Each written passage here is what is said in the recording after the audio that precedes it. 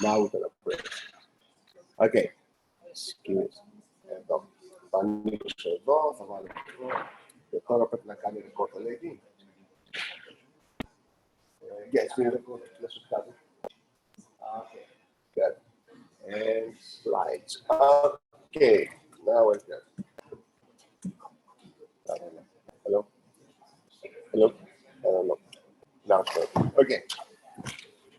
Good. Let's take 1 minute for everybody to sit down.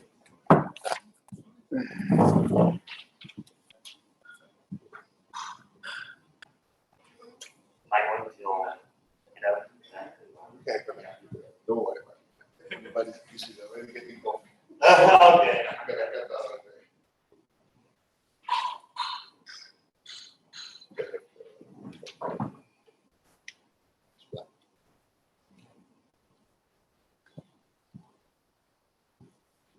Now we tell you the time when we start. Okay, so like them for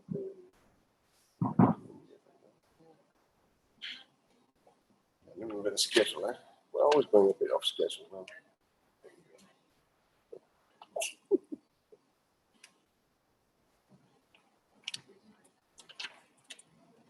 Okay, so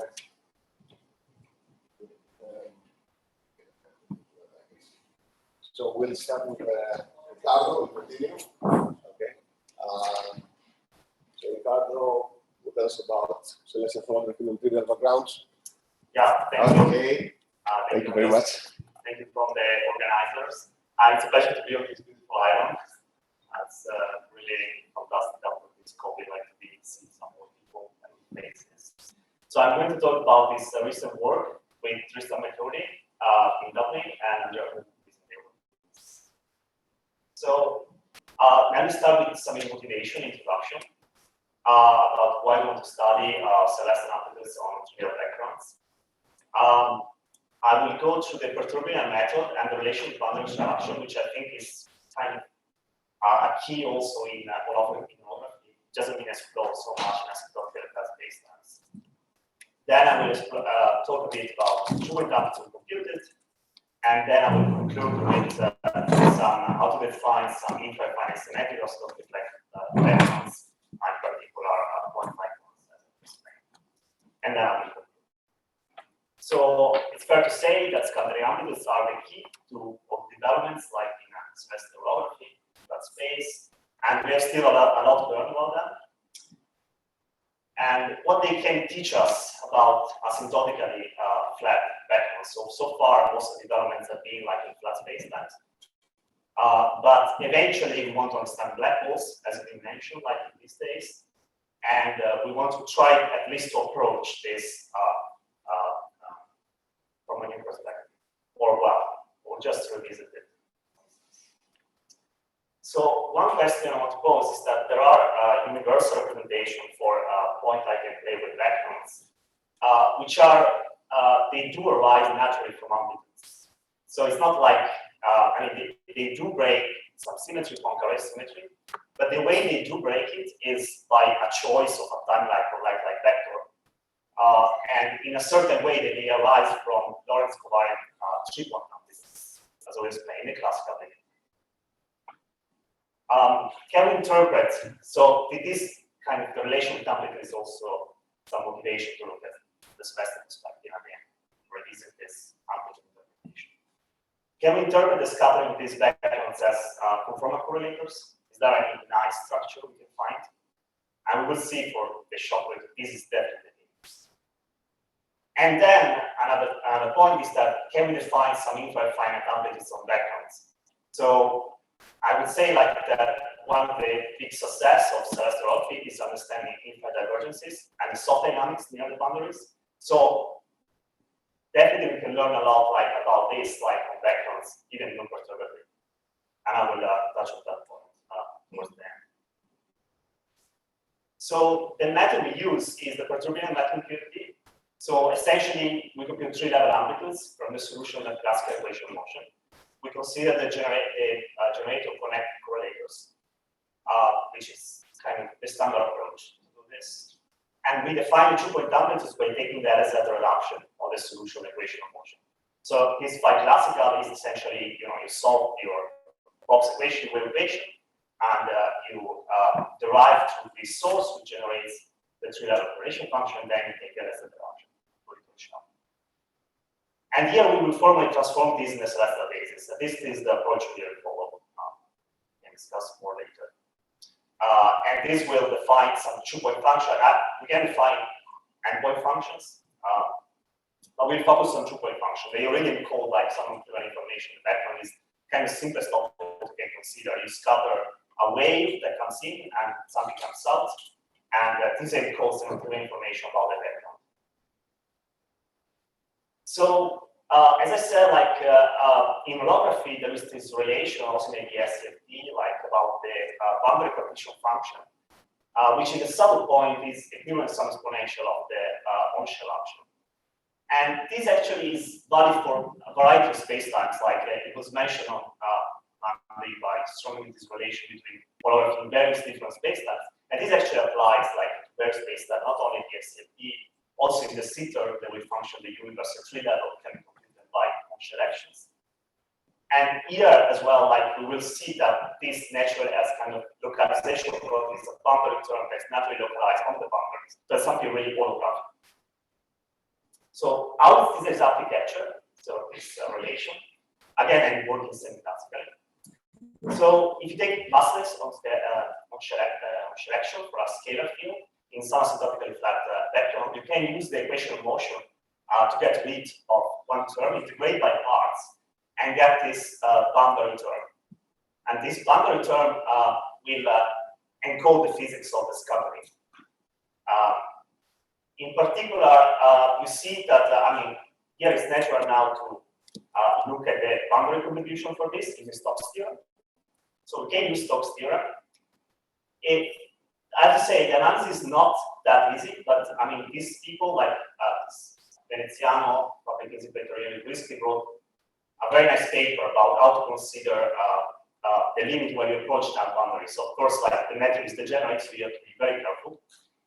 But what you get at the end is basically some contribution which are flux factors around the null boundaries, which is very similar to what you get in an SFT, like when you go to Z to 0, for example, for very large, here is out to infinity. The difference here is that it's more like a multiple expansion compared to what you have in the SFT. You have some randomization group flow. So there is a distinction. But the idea is the same, like, and this, as I said, are the direction of the boundary factors. So we do evaluate that in the limit are goes to infinity. And how do we do this? So we need to plug back in this equation the phi, like the incoming and outgoing solution in a generic case. So we want to take the master's wave equation, which can always be recast like in terms of some effective source. So you can always put like your perturbation theory on the right hand side in terms of some effective source. And we study this, and then we can solve it formally in terms of Fourier transform of this effective source. Yeah. Is this effective potential like a non-trivial part of the metric? Because I thought we're doing scattering on non-trivial backgrounds, but here you just get the inconsequential. Yeah, I will show you later. I will show you later what you get the leading order, and that's roughly some rate of the transform of potential for a fixed. So yeah, I'm considering a fixed background, and I put on the right hand side the perturbative term. So I treat the background perturbative. Yeah.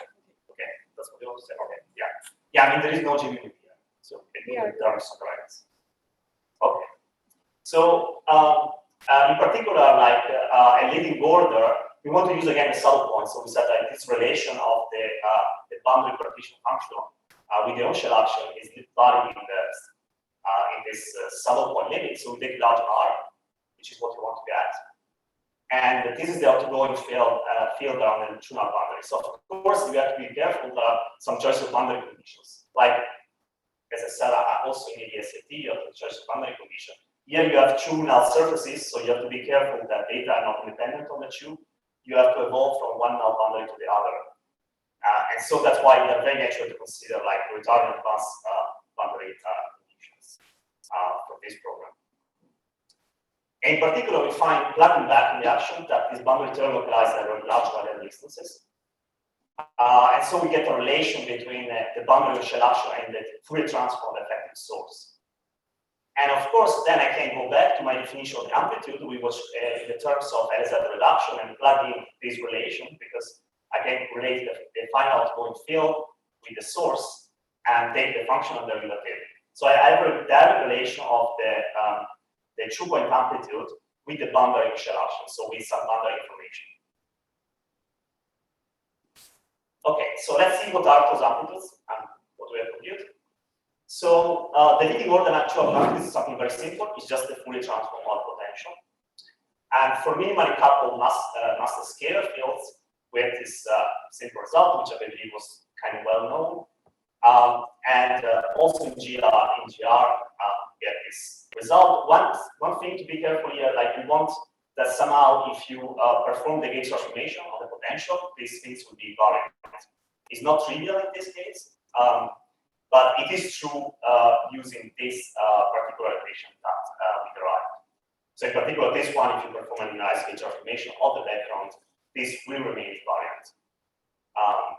And as you can see here, this is the picture kind of we are scattering. So we have to be using incoming notation for P1 and P2, and this is the source.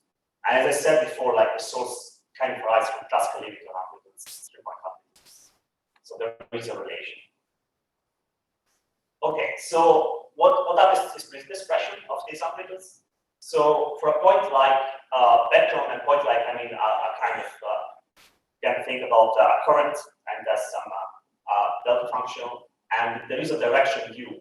So you see here, I mean, of course, we're breaking Lorentz, but the way we are breaking Lorentz in a kind of very mild way. The choice of this u vector is what breaks Lorentz. So in particular, this expression like this u is kind of you can think about it as the momentum of your background frequency. So in particular, you can choose like this is a choice, it's not unique. You can choose this kind of time-like vector for Coulomb, so you go to the stationary solution, get energy conservation, and you can choose this one for a shockwave, so it's not like vector. And similarly in GR, you get this kind of expressions, which are very compact. And of course, here there is also some coefficient which depends on we have taken the background like to have some fixed either mass or light energy for force shield and the hypercool sex of the shockwave solution, respectively. Sorry, just check. So yeah. Momentum in the direction of u is conserved, but the other direction is not conserved. Exactly. Yeah. So that there can be even more symmetries by this anyway, it would remain, but yes, but this is what remains of the function. So in particular, this will have effects, as we'll see later. So there is also an alternative relation of this, like by a suitable matching with the 4-point amplitude in flat space, and team directors of and Piotr are in the audience that nice work on this recently. And this is more related to the Icona resummation, which at this order is equivalent. Yeah. Sorry, what do you mean by point-like background? So point-like is, I mean that I can generate the background by a point-like particle, a point-like coupling. So I take the coupling, and that one will generate for you the multiples that will generate the background. We can discuss more in the discussion session. Okay, so what you get for the celestial 2-point amplitude, and you see, I mean, already this structure that are quite nice. Like you have a power law behavior, 1 over Z1 square, which is what you would like for a 2-point function, like in a standard CFT. And not unexpectedly, like the convergence, like is marginal for the electromagnetic case, and of course it doesn't converge the nullity integral for the GR case as was expected.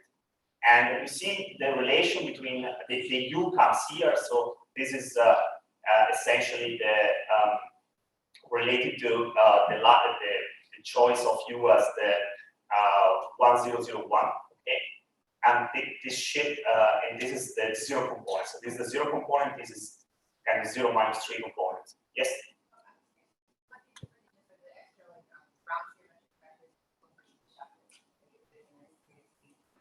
So sorry, the extra. Oh, just like the one from the bar, like why that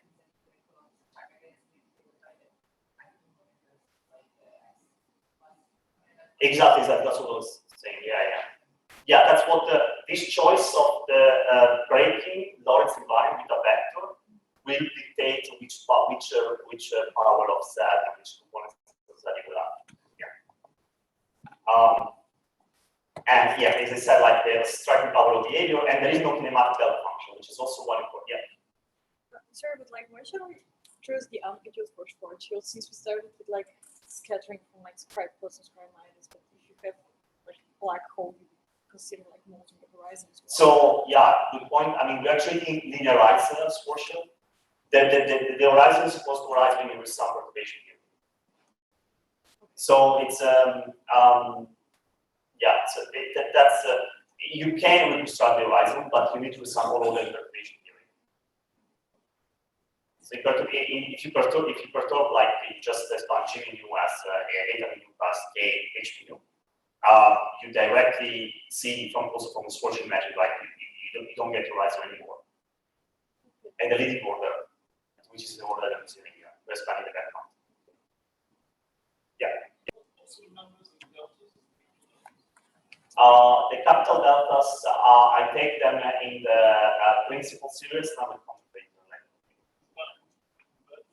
No, it doesn't. Yeah, that's what I was saying. Yeah, it doesn't.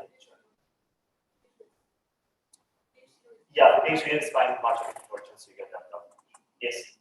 But for the Schwarzschild, is it fair to say that scattering from a small mass rather than black hole? Small mass. I mean, fixed mass, I would say. It's fixed mass, yeah. But I mean, there is some relation. I mean, in some sense, like Schwarzschild can be fully generated like by points like particle. If you take a coupling of a massive particle in GR and you consider the method that generates classically, that will generate Schwarzschild. The multiples function will be the same. So yeah. Thanks for the questions. So the electromagnetic and GR shockwave, they generalize to conform. They are respond to generalized conformal vector primaries, as Sabrina and Andrea found out. And this is really has some consequences, like for us, because in this case the vector will have special properties, and we're going to discuss that in detail. So, as I said, like again, you're breaking the Lorentz symmetry, but you're breaking with a choice of now vector. So this in particular will parameterize as some coordinates on the celestial sphere, and this will play a role later. So just in a moment. So what does it imply? What's the unbroken symmetry? Oh, okay. So you have always this delta function, of course, of the Leibniz translation. Okay, that will remain. And then we have found that actually that I think there was another one that was unbroken, but we didn't discuss it. That was about the rotation. Yeah, for these 2-point amplitudes. But it's quite complicated because also when you go to the celestial basis, the some transformation are mixing up because of the energy. So it's kind of you're breaking more than you expect. So the 2-point amplitude in momentum space had more symmetry than the one in manic space. Okay, so the idea here is to, so we have a nice relation when we can describe things in terms of plane waves. We know what to do, how to relate to conformal primaries. So what we do, we decompose like the Shockwave solution, the log, in terms of a Fourier transform of plane wave. And we contract it with the 3-point form factor, which is in a sense like very natural, like because we're considering this background as scattering, and we are so that's the wave function that's coming in like of the shockwave, and it connects with the 3-point off shell, so the form factor I'm saying here of the charge current, so this point particle that's scattering. And what you find is actually that if you consider this 3-point amplitude for some particular delta, which exactly corresponds to the delta of the shock wave or electromagnetic shock wave, then you recover the 2-point amplitude. So, and even more crucially, like you can rewrite the 2-point amplitude as a 3-point correlator, which has exactly the same structure in a standard CFD. And it is very, very surprising. And I mean, it's quite interesting because it says that somehow this shockwave operator has a very natural interpretation in terms of the celestial conformity theory. So as I said, like, yeah, you can interpret this 2-point amplitude as a standard 3-point CFD correlator with a shockwave operator insertion. Yes?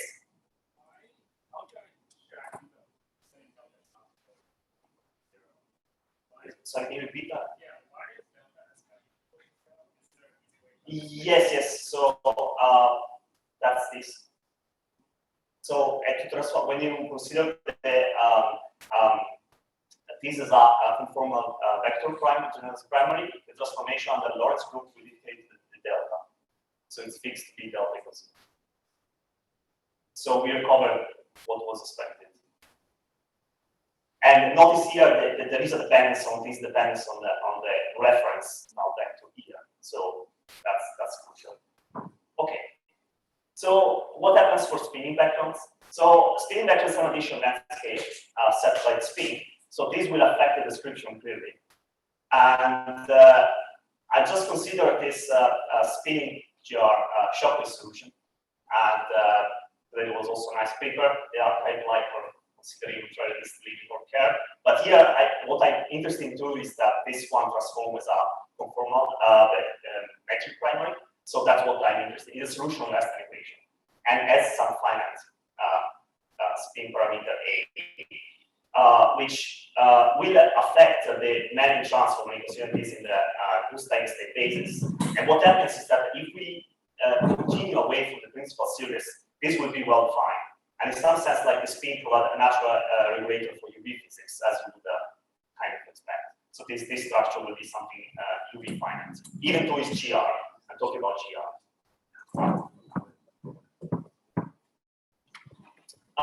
Okay, so let me come to, unless there are any questions, like I'll discuss the infra divergences. So we can revisit the problem of infra divergences with the perturbinar method. So this is just basically iterating the potential, what I'm saying. And you see here, you have all these 2-point functions which are connected, so you essentially iterate the potential. And you have some propagators, and this propagator have a simple structure in the infrasoft region. And this corresponds essentially to the equivalence potentiation. I mean, here, there is also a nice thing that basically because, as I was saying, like when you consider point-like backgrounds, you can connect them naturally to Lorentz invariant amplitudes like point particles. So in particular, if these point particles are in a frame, then, and I can connect them with backgrounds. So it's natural to kind of infer the infra divergences from the standard Weinberg picture when you have just particle to backgrounds, where this background has a point particle interpretation. So there is a direct relation between the two. Here you can show that when this propagator, you solve them in the infrasoft region, they will give rise to an exponential. And this exponential is just the standard Wilson line exponentiation. That's what you would expect again for point particles. And here, like, sorry, for the structure of the divergences in GR, which is related to the Wilson lines. And for point-like backgrounds, this will become a phase. Okay. So, and this phase was already discovered by Weinberg, is kind of well known. And the point here is that we want to remove this by suitable dressing in the flat space asymmetries. Okay, so what we have done, we have considered the 2-point amplitude on the Shockwave background. The massive one presents some more complication, but we think it's doable as well. We can define some Gonzo nozzles. It is very important to take track of incoming outgoing. So there is a phase here, which I think was not written down before, but is crucial for our calculations. So if the 2-point function, if they are on the same, both incoming and both outgoing, you will get an extra phase term on the standard z I j square, log z I j square, which is what is because some of them I think will get found. And their divergences are captured. Again, we consider this Shockley correlator is a 3-point function in some sense now, because we want to match them like with some dressing of this stage, right, for the Shockley operator. And so you need two types of terms. So these two terms are kind of dressing like the external massless scalar particles and are given by this guy. And whereas the Shockwave dressing operator is combining the two other lines. So because the 2-point function is essentially, again, it's a 3-point function with this extra source, but if you open up the source, that was a 4-point function. So in this 4-point function, we'll have two terms because you have to take the collinear limit and glue together two of the external massless lines. And so that's why you have a sum of two. You have a sum of two of these also for a broken super translation. So you get these two pieces, and now what you want to do is define some dress operators. And these dress operators, like now that we have some interpretation for the Shockwave, they will do the job of removing like all the infinite divergences from the 3-point function, or yeah.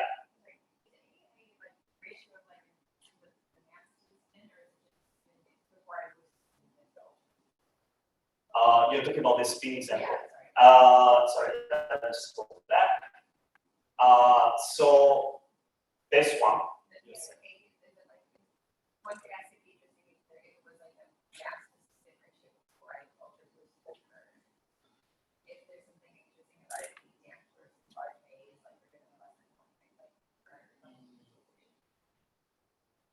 Yeah. I'm not sure on top of my head, but what I'm saying, one thing I want to say is that, of course, the way you take the limit. So here you have two vectors. So you take the limit from care. So one will be this u vector, one is a vector, and depending on the direction you boost is also important. So there is directional boost. You're talking about something else.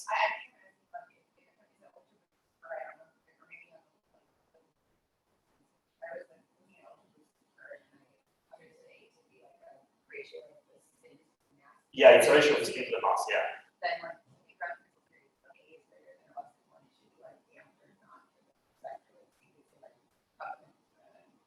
Oh.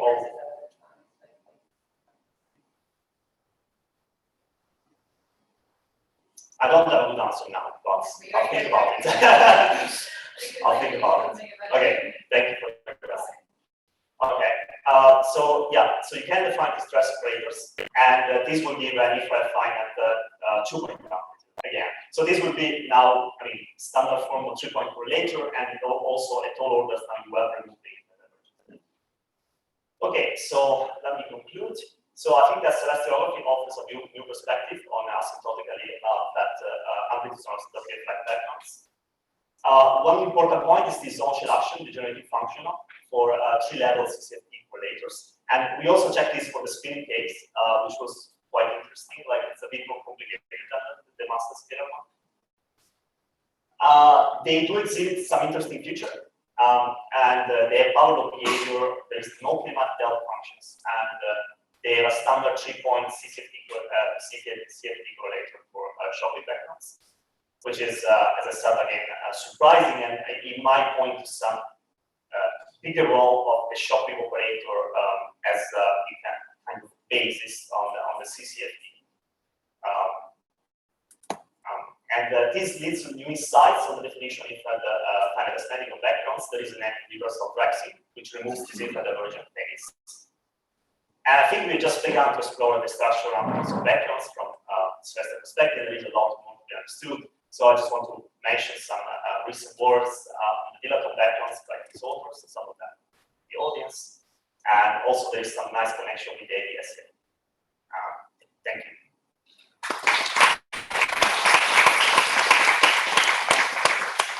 Thank you, Gaga. Any questions?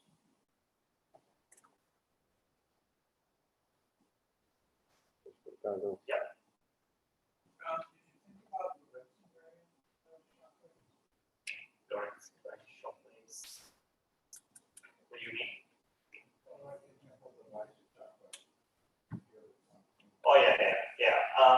No, we didn't.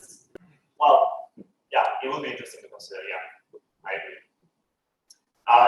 It was more like trying to relate the fact that kind of surprisingly the backgrounds like they are related to some Lorentz invariant amplitude like and that they are point like and things. So we kind of focus more on this, like also from the point of view of different divergences, right? So if you set these particles like so you have a nice relation here because you can connect them with standard Lorentz invariant symmetries with point particles. So that's why we didn't consider more kind of exotic or well, it's not maybe so exotic, but yeah.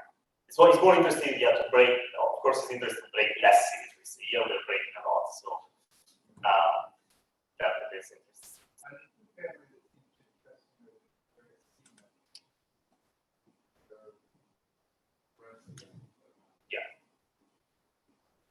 Yeah, I don't know their relation to amplitudes, but maybe it's just my lab knowledge. But there should be some relation with some. Yeah, you can compute, but maybe you have an interpretation in terms of something else, like other. Yeah, it's quite natural that this interpretation is shown with operators, like like something like. I think you mentioned black hole, and it's really interesting because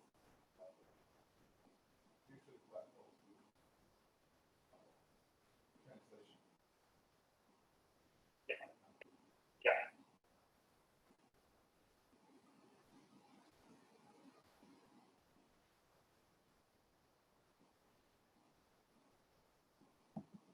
Anybody else?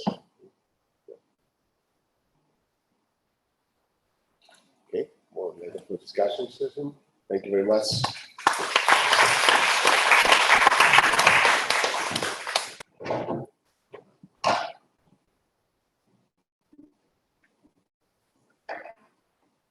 Call me Brit. Come back at 10 to.